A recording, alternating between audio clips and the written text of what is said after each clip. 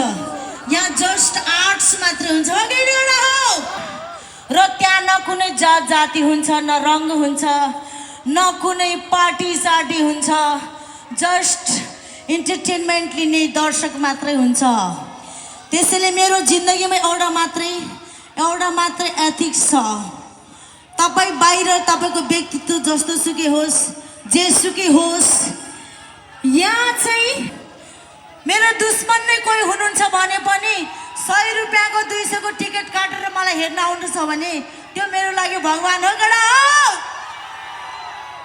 हो त्यसरी नै जहिले पनि तपाईको